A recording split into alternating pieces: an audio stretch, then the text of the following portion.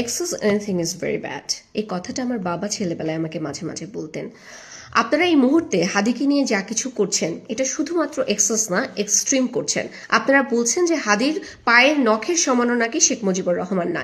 এই কথাটা কেন বলছেন? হাদির বাংলাদেশে কি অবদান রেখেছে, কি করেছে? হাদি বাংলাদেশে একটি গাছ লাগিয়েছে? হাদি কি 24-এর আগে হাদির ভূমিকা কি ছিল? 24-এ গণঅভ্যুত্থানে হাদির ভূমিকা কি ছিল? 24-এর পরে হাদির কি ভূমিকা ছিল? সে ছাত্রলীগ নিষিদ্ধকরণের দাবিতে, আওয়ামী লীগকে ব্যান করার দাবিতে সে কিছু স্লোগান রেখেছে, যেই স্লোগানকে আপনারা বলছেন খুব ভালো স্লোগান বা যা কিছুই আপনারা বলছেন, সেই স্লোগান ছিল খারাপ শব্দ ব্যবহার করে কিছু স্লোগান মেক করা, এবং সেই স্লোগানগুলো দিয়ে নিজেকে আপনাদের সামনে সুপরিচিত করেছে। এছাড়া হাদি আর কি করেছে?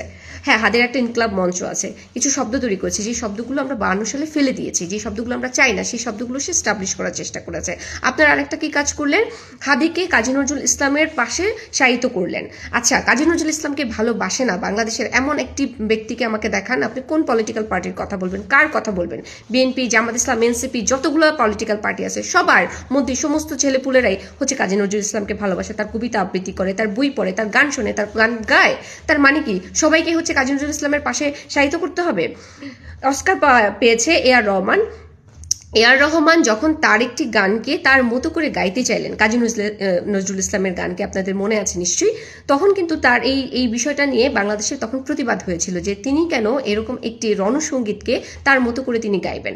সেটা নিয়ে সেই গানটা পর্যন্ত গাওয়া একজন অস্কার শিল্পীকে গাইতে দেয়া, মানে ওটাকে নিয়েও আমরা হচ্ছে প্রতিবাদ জানিয়েছিলাম। আর সেখানে এরকম একটা ছেলে যার কোনো অবদান নাই বাংলাদেশে, সে মাত্র একটা স্লোগান দিয়ে মানে ভাইরাল হয়েছে, ভাইরাল হওয়া একটা ছেলেকে কাজী নজরুল ইসলামের পাশে সাহিত্য করলেন।